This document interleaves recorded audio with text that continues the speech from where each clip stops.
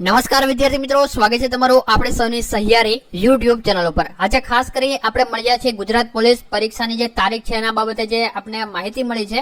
ઉપરાંતમાં ઉમેદવારો ઘણા બધા અત્યારે પ્રશ્ન કરી રહ્યા છે। આ પ્રશ્નોનું સમાધાન તમને આ વિડીયોમાં મળી જશે। તમામ પ્રકારની માહિતી આપણે આ વિડીયોમાં જોઈ લેશું। ચેનલ ઉપર નવા તો ચેનલને સબસ્ક્રાઇબ કરી દો। રેગ્યુલર નવી માહિતીથી અપડેટ રહેવા માટે બાજુમાં આવતું બેલ આઇકન ઉપર ઓલ કરી પ્રેસ કરવું, જેના કારણે તમને તમામ પ્રકારની માહિતી મળે।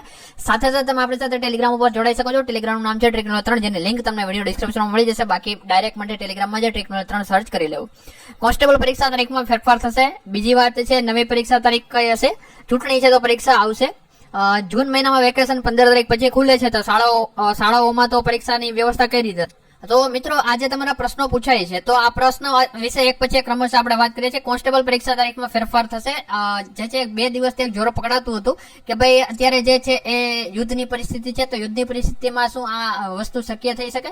તો એક વસ્તુ આપણે જોઈ લે, હાલ જે યુદ્ધ છે, યુદ્ધ વિરામ થઈ ગયું છે, એટલે એમાં કોઈ ચેન્જીસ નથી, પણ હજી જો કઈ છમકલા થાય છે તો આજે છે 11 મે અને હજી આપણી તારીખ જે છે 15 જૂન છે, બરાબર? એટલે હજુ પણ જાજો એવો સમયગાળો છે।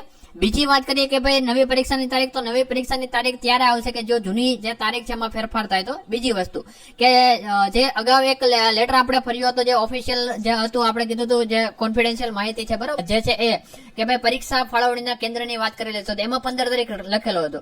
હવે જો જે એ સ્થળ છે એ બરોબર જો નથી ફળવાતા, જેટલી જગ્યા છે એની સામે જો એ સ્થળ નથી ફળવાઈ શકતા એ દિવસે, તો વસ્તુ અલગ છે કે ભાઈ બીજી તારીખ આવે, પણ હાલ તો એ જ વસ્તુ છે કે 15 તારીખે જ આવે। એટલે એક વસ્તુ યાદ રાખી લેવાની કે 15 તારીખે એક્ઝામ છે, કન્ફર્મ છે। 99.99% તમારી એક્ઝામ કન્ફર્મ છે। 1% કદાચ ચાન્સમાં ફેરફાર થઈ શકે। જેવી રીતે હાલમાં જે વર્તમાન પરીક્ષા હતી આજના દિવસે એવી ઘણી બધી પરીક્ષા હતી, હોવા છતાં પણ નથી લેવાની, બરોબર? અમુક એવા કારણો ઉભા થઈ જાય, બરોબર, તો એ સમયમાં ન લેવાય, એવો 1% ચાન્સ છે। બીજી વાત, હવે લોકો એમ કે છે ચૂંટણી છે તો પરીક્ષા આવે। ચૂંટણી છે એના વિશે આપણે આગળ વાત કરીએ છીએ કે ભાઈ ચૂંટણી ક્યારે હોઈ શકે અથવા તો શું છે, કારણ કે ચૂંટણીનું એવું કીધું હતું કે 15 જૂન પહેલા ચૂંટણી થઈ શકે છે, બરોબર? અને ચૂંટણીઓ આપણે જોઈએ છે કે ભાઈ 30 દિવસ અગાઉ એના માટે આચારસંહિતા લાગતી હોય છે, બરોબર? તો એ પણ વસ્તુ છે, પણ એ વસ્તુ કોને લાગુ પડે કે ભાઈ અગાઉથી જે ભરતી બહાર નથી પડી, બરોબર, એ વસ્તુના ચૂંટણી ઇફેક્ટ કરે છે। બાકી જો સરકાર ધારે તો આ ચૂંટણી હોવા છતાં પણ પરીક્ષા થઈ શકે છે।